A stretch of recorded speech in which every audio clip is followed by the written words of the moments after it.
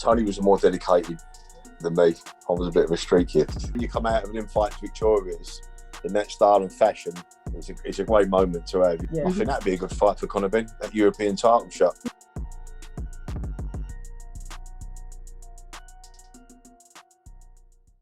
Hey, it's your girls Katie and Sham, and we're back for another episode of Boxing and Bantz. This evening, I'm delighted to announce that we are joined by legendary boxing trainer and cornerman, Peter SIMS. Peter, welcome to the show. Thanks so much for joining us. Thanks for having me. Amazing. Again, thank you for joining us. So how did you and your brother, Tony SIMS, get into the world of boxing training? I think it was from childhood, really, boxing at young ages, amateurs. Tony was more dedicated than me. I was a bit of a street kid.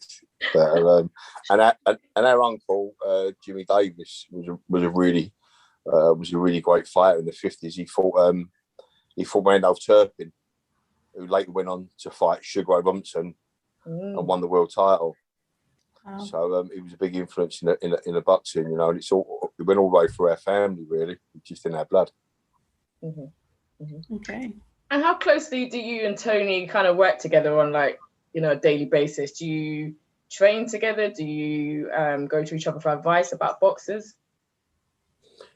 Yeah, obviously we're all in the Matchroom gym now. So Tony's been a big influence on me. Obviously, I'm 3 years younger than Tony, but apart from the age gap, I sort of like I was a cuts man for years with Tony, you know, and I was involved in a lot of big fights going back to the days of like Darren Barker and Lee Purdy and all them sort of fights. And obviously, I've done the corners with Anthony Joshua with him, you know. So I've always been, but I've always had my own fighters as well, you know. And I sort of started off like, I got my pro light trainer's license in 2000, but then I moved out to Spain, so I took a break out of it. But then, so I was like Tony's cornerman really, and done my thing with the cuts and more on that, you know, and just took on fighters as I went along.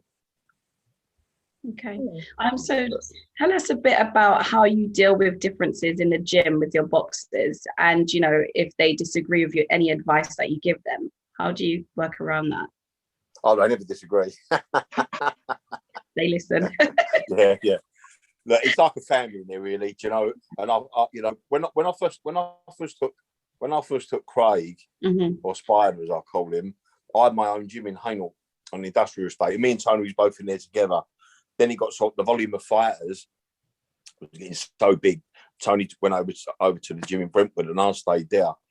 But I had a lot of fighters at the time then, you know. I had like the Wadley Camachos and Tyler Goodjohn, Bradley Saunders, Lucian Reed, Waddy, you know, Tony Conquest. And as I went along, I sort of like the fighters sort of like broke down. And then I made a decision that I was going to go with one fighter. I always wanted to go with one fighter and put everything I got into one boxer, the one that wanted it the most. And Spider was that fighter that I've kept with, you know. And then I come out the Hainault gym, and obviously we're in the Matchroom gym now, with my brother. But it's like a big family in there, you know. They've all got different personalities, they've all got things that, and I suppose in a way they sort of like niggle each other. But it's very competitive in there. They're always trying to do the best, whether it be hill sprints or stairs or track, you know. And it keeps them all motivated. It's really, really healthy in there. It's good. And I'm sure, Peter, you know, in the time that you've been in boxing, you would have seen a lot, done a lot. What's your most standout moment, you know, whether it's a particular fight that you remember or something crazy that happened in the gym? Well, I mean, I was in the corner when Joshua fought Klitschko.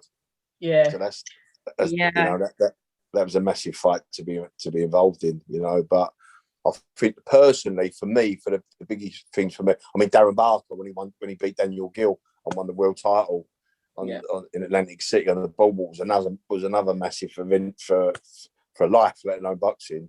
But I mean, every time a fighter of mine wins a title, I mean, going back to my first champion was Tyler Goodjohn years ago. He beat Ricky Boylan for the English title, you know, to get that strap to get I've trained the champion at that sort of any level is a great achievement for any trainer. But I mean, going right through to Spider when he beat Jake Ball, you know, caused the upset. Was a great moment for me. And the last one, Shaq and Pitters, you know, and the style that where Spider winning that was a great performance. Amazing. Brilliant. It was a great performance. It made it all so sweet.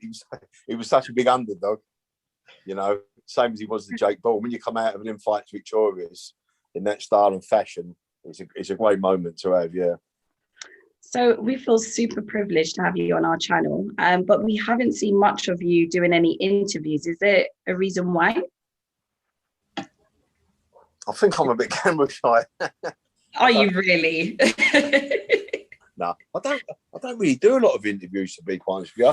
I said this a little while ago when I've done an interview a couple of weeks ago in the with IFL TV, and that's the first interview I've done for a while. I think it might be a lot as well, you know, with this COVID, where this COVID thing has struck, and a lot of, like, especially Spider's been inactive, and I think the boxing world's been inactive for the last sort of like year and a half, really.